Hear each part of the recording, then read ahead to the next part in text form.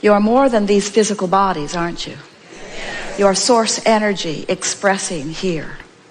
And you've come not because the world is broken and in need of repair, but because you are a creator who will constantly, eternally expand.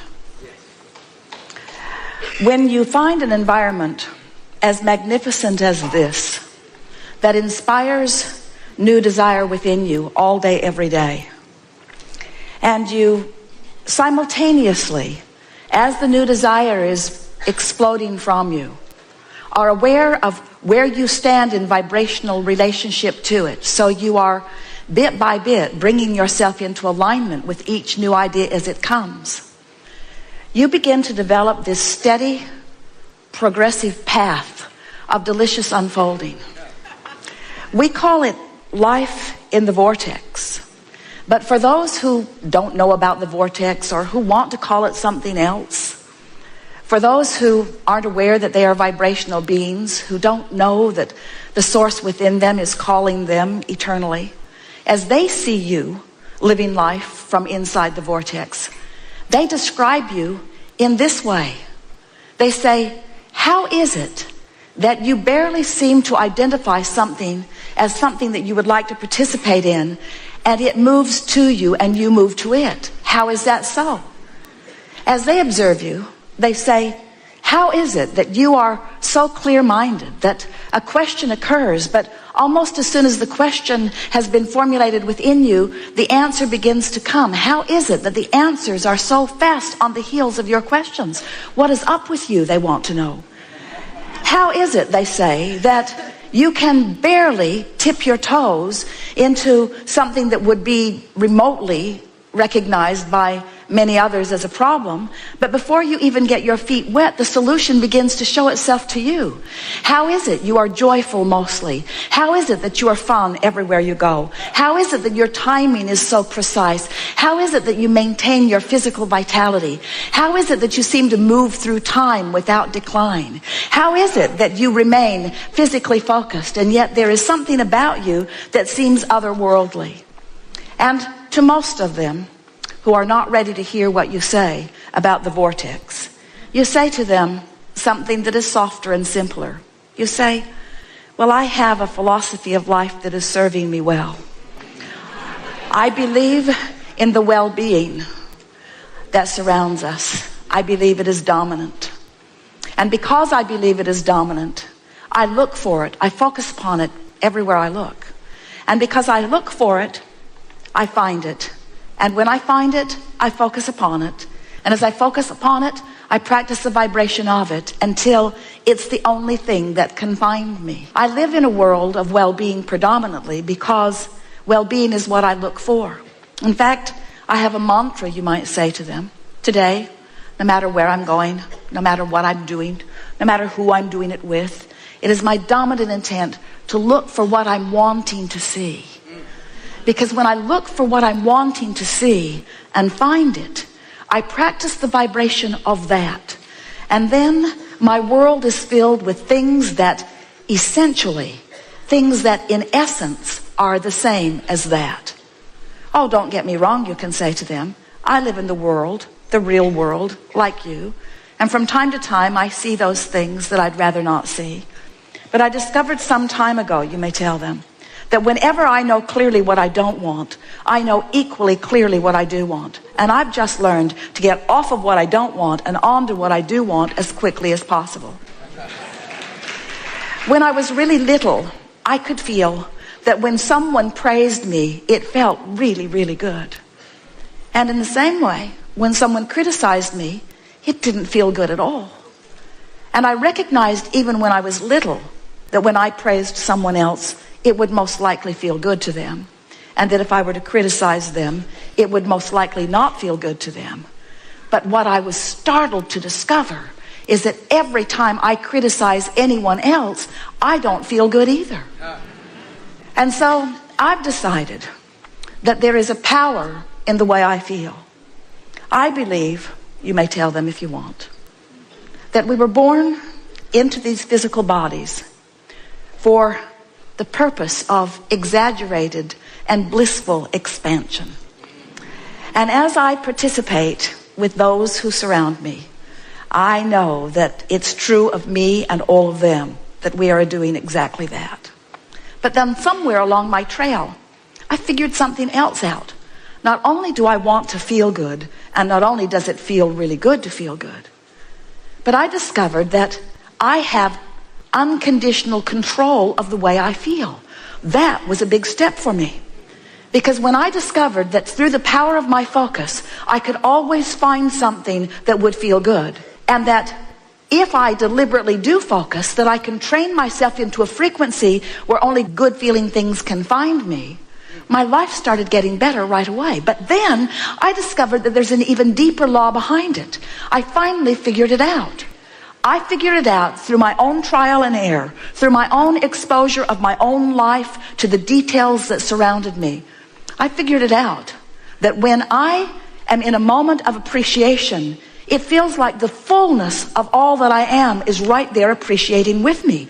It's as if everything in the heavens is opened up to me, and my ability to see the positive aspect of whatever I am defining becomes fuller and greater. And I also discovered that if I do find something to criticize, it's like I empty out of me. It's like I go somewhere where the larger part of me does not go. So once I got wind of that, once I started figuring out that I am in harmony with that which is source in my joy and in my love and in my praise, and I'm out of harmony in my criticism, in my anger, in my fear, I began to recognize that I was born with this guidance system, that this system within me to let me know not just how to get the most beautiful things in the world. I don't think that is really my purpose, although I don't mind getting it. I discovered that I was born with a guidance system to help me keep up with me. And I discovered that in any moment in time that I'm not keeping up with me, I can't bear it. For a long time, I thought that my negative emotion was because of something that somebody else was doing. And I cannot tell you how liberated, these are your words to them, I cannot tell you how liberated I was when I discovered that I hold the keys to my own freedom. That freedom, all that freedom is the freedom from resistance. And that resistance can only be self-applied. Other people can behave in ways that are unpleasing, but I have to look. Other people can behave in ways that don't feel good to them, but unless I give it quite a bit of my attention, I don't get hooked into it, and so it doesn't become part of my experience. Then they may say to you, well, this all sounds good, and I see that you are living a much happier than usual life. But what can I do? How can I get into a better feeling place when I have this that is bothering me and this that is a crisis and these things that have gone wrong? How can I focus upon positive things when there is so much around me that is not positive? And then you say, if you want to, well, I don't know about you, but I decided that it was just a choice that I would have to make. That I could focus upon the problems of the world and perpetuate those. Or I could focus upon the solutions of the world and perpetuate those. And beyond the perpetuation of the solution, I discovered that it feels way better to focus upon the solution than the problem. And so I do it for me, selfishly. I have to tell you, I do it for me.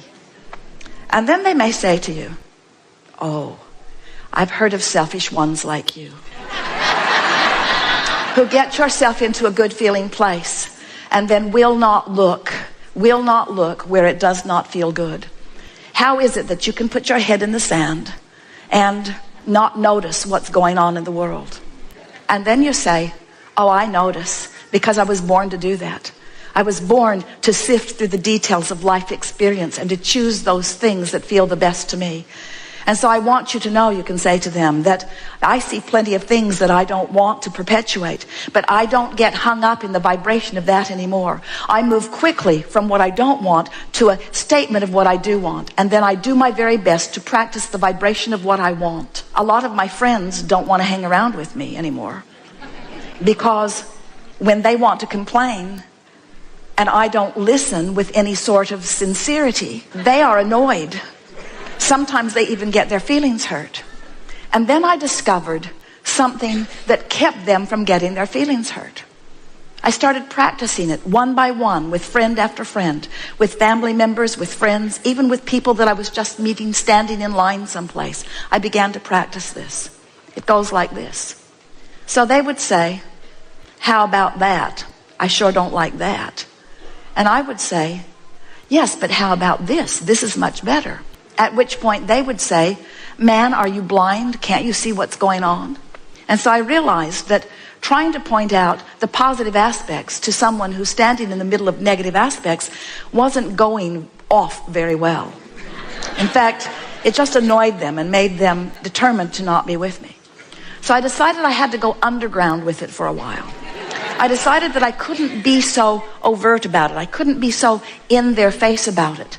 So I just practiced in my own mind. When I would hear a complaint from someone, I would write down if I could, or remember if I could, what is it that I think they really want? Because it's pretty easy to know what someone wants when they're expressing what they don't want.